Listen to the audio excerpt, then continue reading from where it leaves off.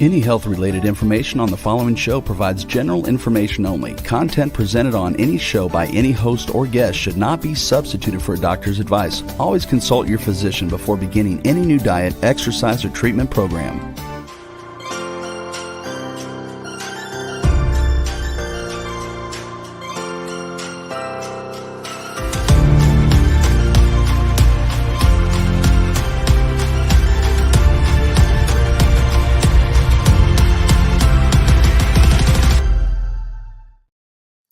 Hey everybody, welcome back to the Namaste Wellness Show, where we talk about all things holistic health for the mind, body, and spirit, for people and pets, with a touch of cultural soul. I'm Laura, your host. Thank you so much for joining me again today. Today we're going to be talking about pet care, and I have a very special guest, Miss Pat McKay. She has 43 years experience in animal nutrition and also 39 years experience in classical homeopathy.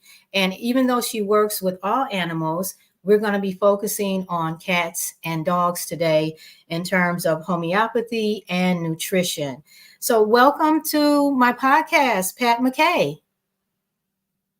Yes, hi. Hello, everybody. Yeah, Hello. I'm very happy to be here.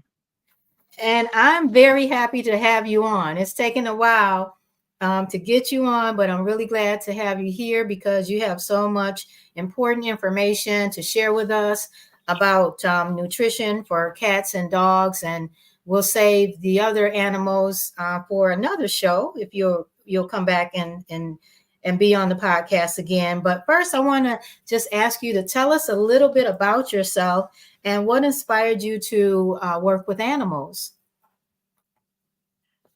Well, first of all, I'm 90 years old. I was born during the Depression. And to make it very brief, my father lost all of his money within 5 years of the time I was born.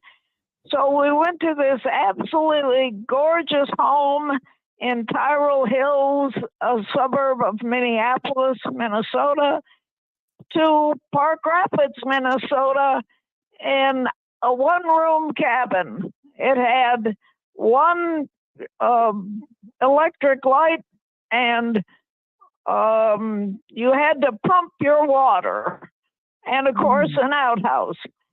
But as a 5-year-old, I thought I was camping. And the reason all this is important is because we ate whatever my father caught fishing or shot while hunting. And our dogs, we had 2 hunting dogs at that time, Labradors, and they ate every part of the animal that we didn't eat. And it was all raw. So I have always fed raw. I didn't know there was another way. So then we skipped 40, 50 years.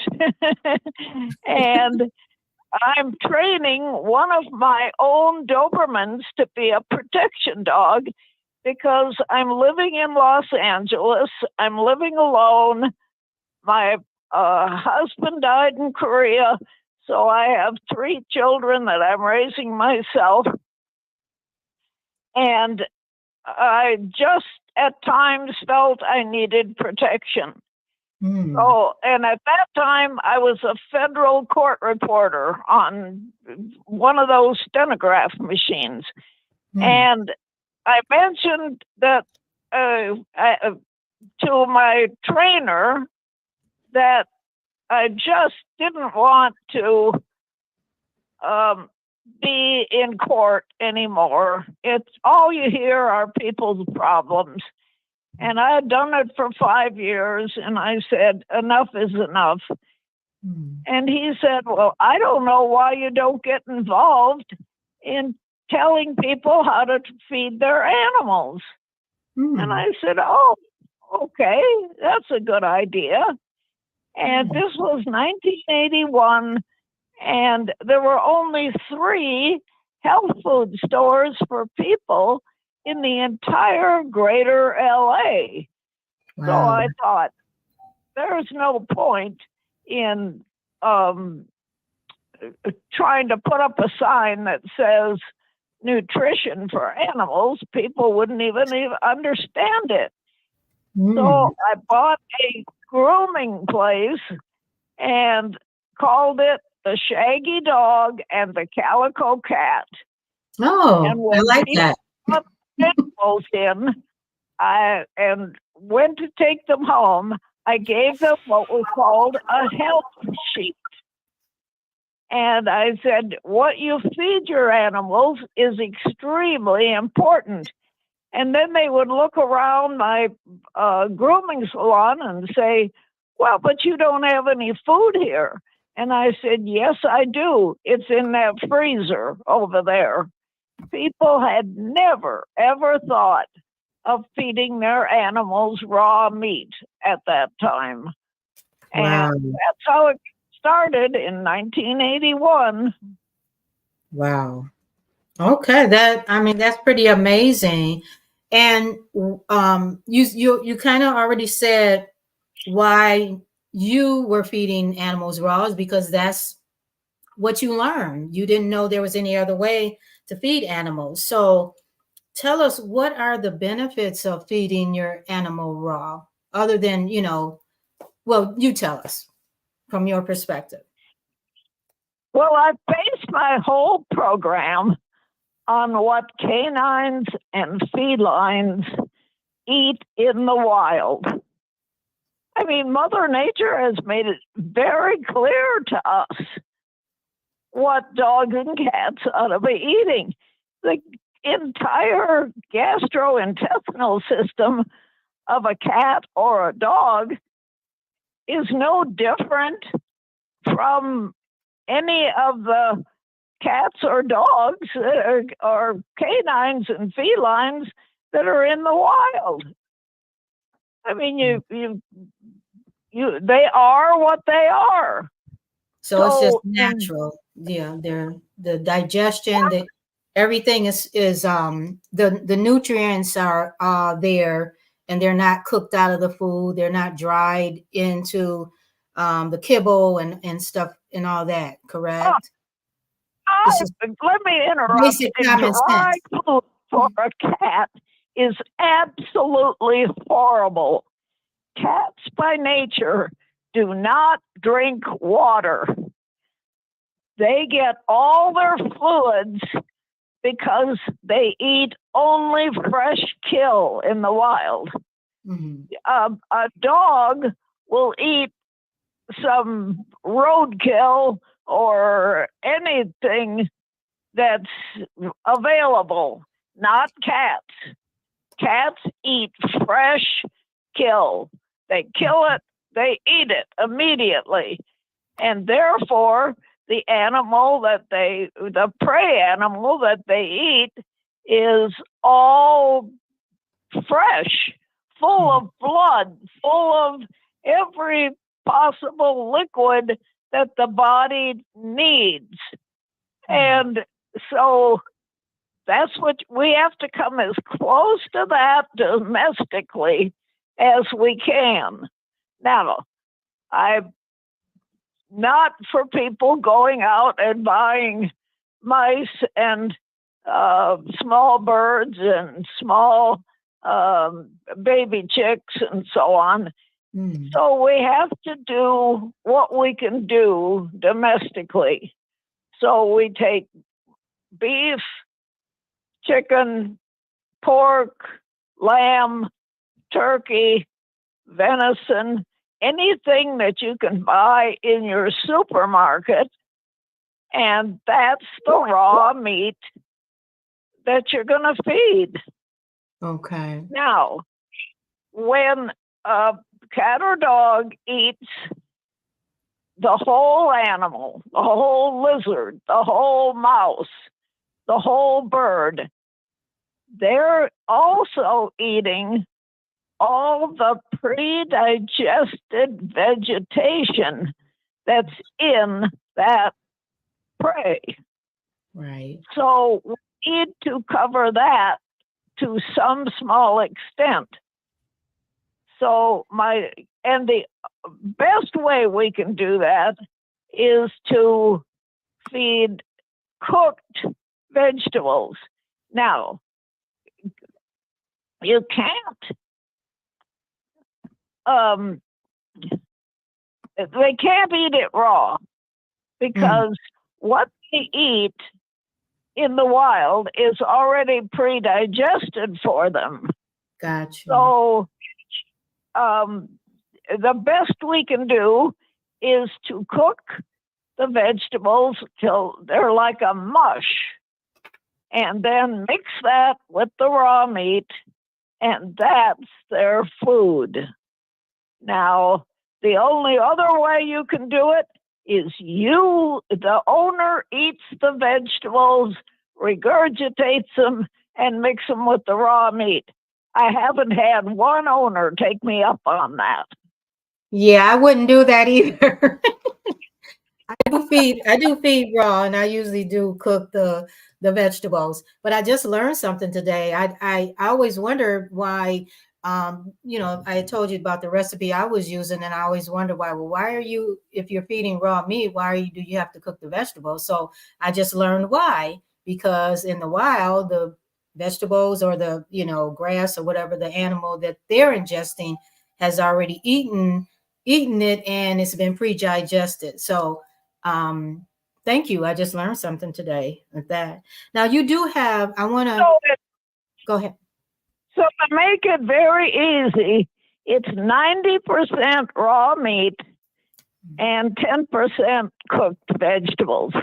And the vegetables have to be certain vegetables, and I list them in my free ebooks. And everything is free on my website because I want everybody feeding their dogs and cats the way they're supposed to. So I'm not charging for it. I just go to my website and click on free ebooks, and it breaks down everything for you. And the vegetables are broccoli, cauliflower, celery, green beans, and any kind of squash. Those are the basic ones. Don't feed carrots or peas or all the common ones that people eat, because those are too hard for cats and dogs to digest. Now, let me ask you this, though. Now, cats and dogs do have like a slightly different dietary needs. For example, don't cats require even more protein than dogs do, correct? Dogs can eat more vegetables and fruits and whereas but you have to remember that in the wild, they eat exactly the same thing. Cats and dogs eat exactly the same. Felines and canines in the wild eat exactly the same foods. Oh, so I thought this idea that yes, a dog can eat a bit more of a variety, but why do that? Just feed your cats and dogs exactly the same food. Well, you also, I want to add too that. Go ahead. I just wanted to add, with the raw meat and the vegetables, you also add supplements as well. And tell us about the supplementation and why you add supplements. Well, here is the thing. Because you cannot feed dead bone. In other words, when a dog or cat eats the fresh kill, they eat everything, the bones, the hair, the only thing they don't digest are the teeth and nails of the prey. that they catch. Mm. Well, by the time you buy chicken or beef or any of the meats in the supermarket, rigor mortis set in on those animals that we eat within hours. So now all those bones are dead bones. Mm. And can they have a bone to chew on? Yes, if it's too big for them to swallow, and if it's a large bone so that they can't break off little pieces. But they are not to eat raw bones. I know there are food suggestions that tell people to go ahead and feed bone that they buy in the supermarket. No, do not do that, because that bone can't be digested, and then it'll just cause a blockage someplace in the Even the raw, gastrointestinal system. even the raw So bones. I thought that they could eat raw bones, it's not raw, the. but it's dead. Rigor mortis sets in on a cow or a pig or a chicken within hours after their death. Okay. And there's no way you can buy it. You would have to buy live animals, live chicks, live mice, live lizards. And if you want to do that, that's fine. I went to a cat show one time, and I was telling everybody what to feed their cats. And a woman came up to me and she said, "I even do you one better." I said, "Oh, please tell me." She has a room in her house, and she does buy small baby chicks and mice. And she puts them in this room, and then she lets her cats go in there and kill them and eat them. Wow. And she's right. She does better than I do. But I don't have very many people who have ever been interested in doing that. I mean, you've got this bloody mess in a room in your house. So anyway, this is why I formulated these two supplements. One is the Bio 8. And the reason for the figure 8 is because it has 8 ingredients. And this is what you add to your cat and dog's food, because they are water soluble. So they work directly with the food, and they're used up every day. The CLO3, and that stands for cod liver oil, is the oil supplement, and that covers the oil-soluble vitamins A and D, and a little bit of E. And E can go either way, but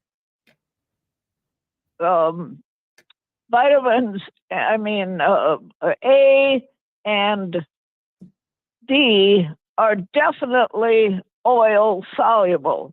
Now, the difference is the Bio 8 gets eaten with the food and used up right away. The CLO3 goes to the liver of the animal, and then the liver dispenses the oil-soluble vitamins when and as they are needed. So that's given at a different time of day. It makes it easier on the pancreas if you give water soluble with the food and oil soluble in what I call my butter sandwich. Now, on my free ebooks, it talks about giving the butter sandwich as a treat later in the day. You're going to feed your adult cat and dog once a day. That's it. They're going to eat just once.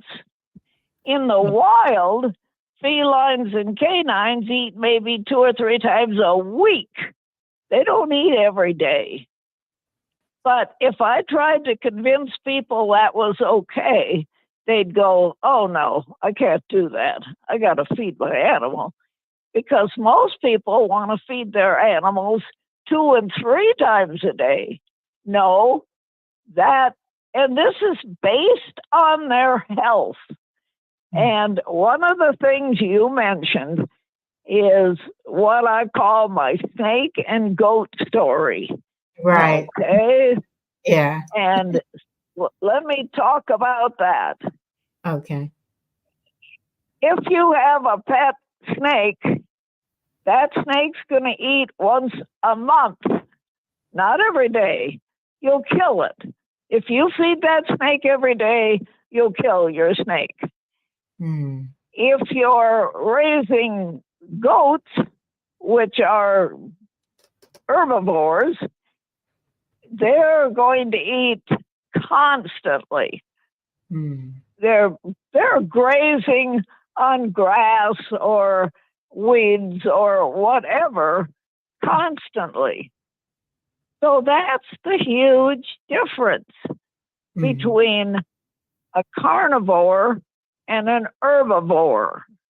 Horses, cows, they just graze constantly because they're herbivores.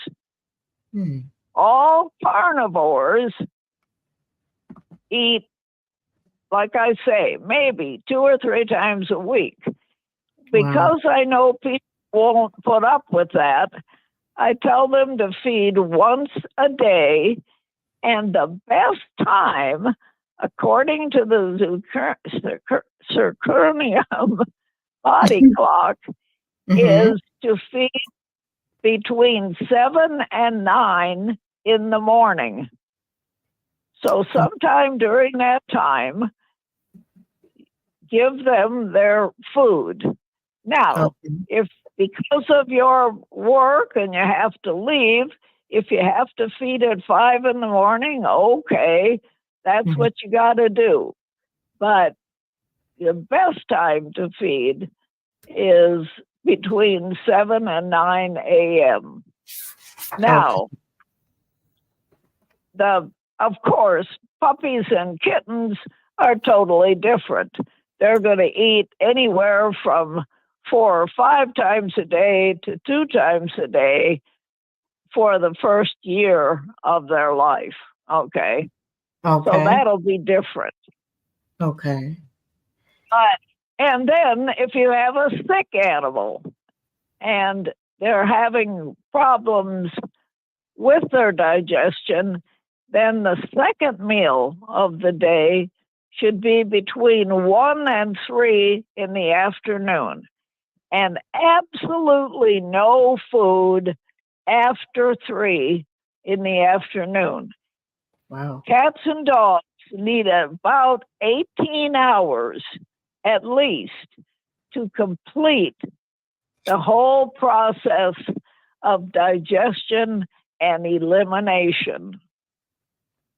Okay? Okay. Wow. Well, let me ask you this. What about the naysayers who, including many veterinarians that say feeding raw is dangerous? What do you say to? I tell you, veterinarians are the worst. Will you tell me how any person can go to school for 8 years and not know that a carnivore eats raw? What do they think? They think somebody's cooking the meat for the canines and felines in the wild. I mean, they're nuts. Well, I think the industry, I think, tried to come up with a way to, I guess, feel that to make it easier for the pet parent that has to work, or maybe the pet parent that maybe doesn't have enough money to feed raw. But when I hear you say you were a widow with 3 children and you were still feeding your animals raw, I mean, how did you do it? Because some people say, oh, it's too expensive. I don't find, with the prices now, I think it's cheaper for me to feed raw, considering how high prepared or canned and kibble is on the market today. It's very expensive. So I feel that it's less expensive for me to feed raw. But there are some people who say, I don't have the time to do it, or I don't have the money to do it. What do you say to them? And especially, like, you were a single parent with 3 children. So how did you do it? You weren't, I mean, were you rich? You go to the vet one time, and no way are you going to get out of there for less than a few $100s. And many times it can be high as thousands of dollars. Well, now, instead of going to the vet, you put that money into food, and then you won't need to go to the vet. And let me tell you a very extreme case that happened this week. I'm working with a little 8-pound dog. The Yorkie, you said Yorkie? The Yorkie, right? Yes. Okay. And I don't want to say too much about the dog because I don't want people to think I talk about their animals. I leave everything anonymous, okay? Of course. And the woman owner was gone, and she left her Yorkie with her adult son. Mm-hmm. And the Yorkie was having some problems. I'll grant you, it was a little frightening. And so she emails me, tells me what's going on. And then she said, oh, I just heard from my son. He put the dog in the car. He's on the way to the veterinarian. I said, okay, well, let's see what the veterinarian says. Mm-hmm. So her son calls her, and the vet actually admits he does not know what's wrong with this dog. But he said he wants to keep the dog overnight, observe her, and then decide what drugs to give. And he gave the son a figure to tell his mother what the cost would be. Anywhere from $2,500 to $3,000 for that one night. Wow. And so she emails me right away and says, what do I do? I said, you tell your son, grab a hold of that dog and get out of there. Mm. So the son gets home, and we're talking around 11 o'clock at night by this time.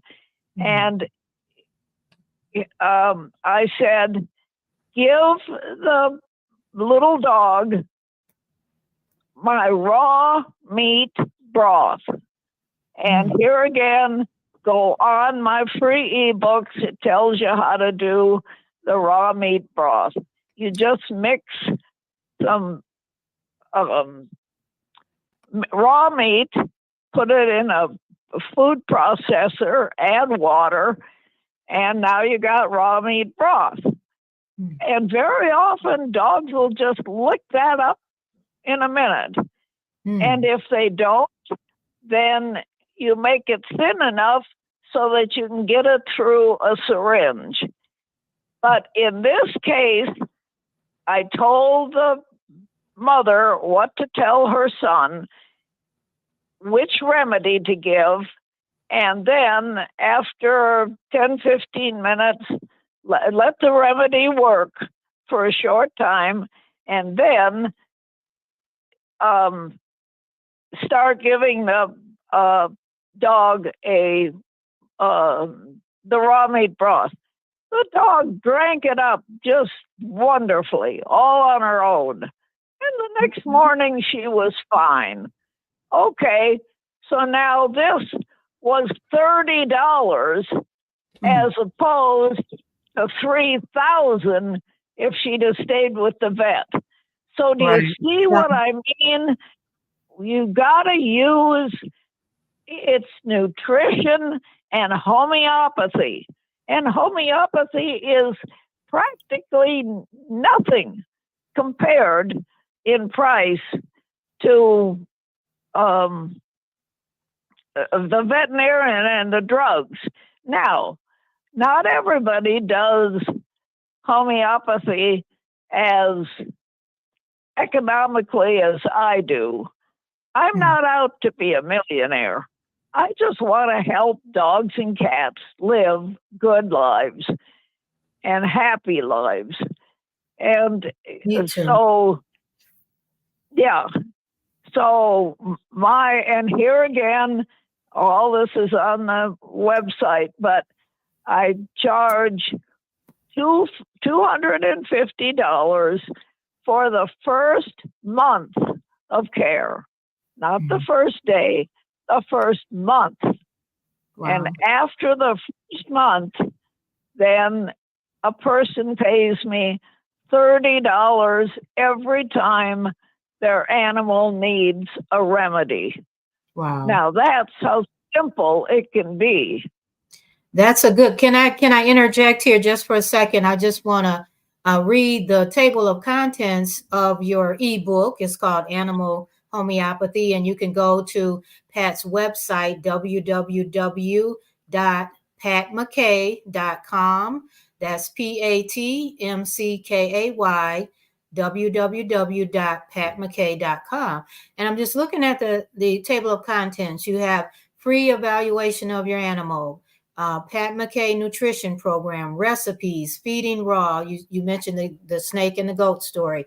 Is your animal ill? Symptoms of SORA, bones and treats and toys. And then she talks about her CLO, cod liver oil 3, and her butter sandwich, combination remedies, constipation, giving homeopathic remedies, calcium, cats, coronavirus, dehydration, loss of appetite, dental care for you and your animal, deworming, diarrhea and stool softeners, or soft stools, animal poison, eggs and milk. I mean, it just goes on and on. Flea killers. I wanted you to say a little bit, if you can, about putting these flea medications on your animals and stuff like that, because my understanding, tell me if I'm wrong, usually an animal will not contract fleas unless their immune system is compromised. And, I'm very careful about, generally don't put any, I've never had problems with fleas with any of my animals, and I don't put, the stuff that you get in the store and spray stuff on them. I don't do that. So can you say a little bit about that? Because we are in flea season in some of the, here. A little bit about what? Putting flea collars on your cats and dogs. And just by feeding the proper food, you are building their immune system. Mm-hmm. Oh, and that's where no vaccines come in. Okay. You got to get people have to get my book, Natural Immunity. Vaccines do serious damage. Mm-hmm. So they actually hurt the immune system rather than protect it. Mm-hmm. And Okay. so and then if you want to know a little bit about homeopathy, Mm-hmm. you can get a book by Timothy Dooley, and he puts it into layperson's language so that you can understand it. And both of these books are available at the same link as when you order the supplements. Okay. And Okay. I And where I own, but where do you order the supplements from? Where can you order the supplements? the company is called Essentials for All. Essentials. And on my homepage, it's easier to see in print. But Mhm. what it is E4A supplements plural.com. And that'll take you to the supplements and the books. Now, for 30 years, I started the company. I formulated the supplements. I wrote the book Natural Immunity, and then in 2003, I closed all my nutrition centers that I had in Greater LA. And for those of you who are listening that know about Los Angeles, I had my main office was in Pasadena. One of my first openings of another facility was on Wilshire and Highland, and then the third one was Woodland Hills in the Valley. And I closed all those in 2003. Okay. And I won't go through the next 6 people who I tried to get involved in keeping up my mail order so that people could continue to use the supplements. But finally, in 2009, I took it over again myself. And then 3 years ago, a man I had saved his dog 20 years before, he emailed me and said, or called me, I think, and said, can my girlfriend and I come up there to Walker Lake and have you show us exactly how to make the food, explain the supplements? I said, absolutely. So they came here, and this is through about 4 years ago. And then 3 years ago, they agreed to buy my company. So now they own it. And since then, they actually got married. So sometimes you'll see her name is Sherry Slater, and that's her maiden name. And now she is Sherry Jackson. So Sherry and Harold own the Essentials for All business. And that's who you're going to order from. Now, if you're in Greater LA, they actually prepare the food and deliver it. And they set up, because Greater LA is so huge, they set up programs or schedules for every week or 2 weeks or whatever in certain areas. So either email Sherry or call her, and that information is on my homepage, and talk to her directly if you're in the greater LA area, because you can buy the food already made and it'll be delivered to you. I mean, talk about wonderful, because you could be 100 miles away from Sherry's facility and still be in LA. Right. But you can learn, but you can see the recipes on your website as well. So if you can't, if you're not in the local area, you can see how. I mean, I've looked at the. Go ahead.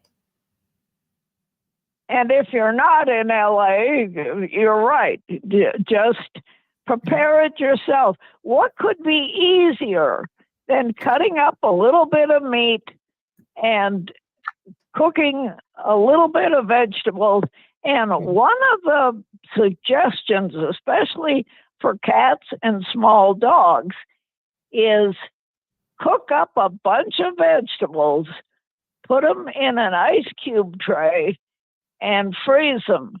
Then you don't have to try to make a little bit of vegetables every day in case you don't eat broccoli or cauliflower or the ones that they're supposed to have. Now, if you make those for yourself, then you can add them to the raw meat. Now, yes, you can use ground meat, but here's the deal. In the wild, cats and dogs either swallow the prey animal solid, whole, like if they catch a lizard, they'll swallow it.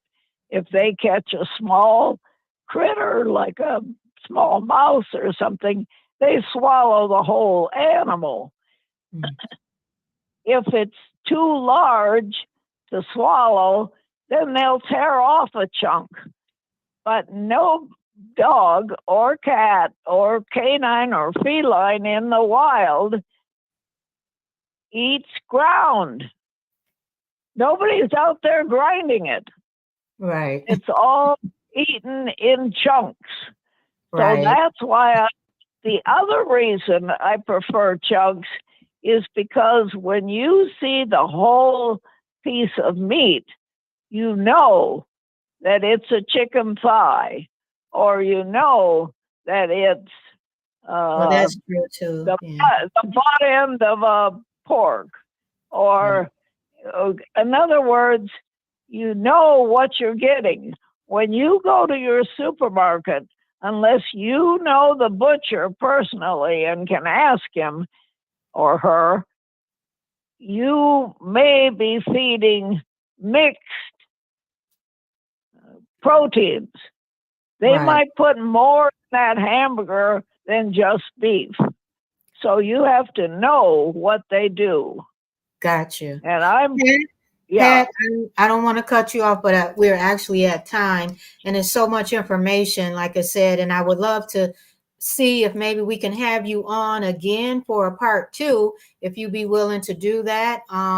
We can talk about that, but we have to call time now. I just want to tell everybody, thank you all for being here.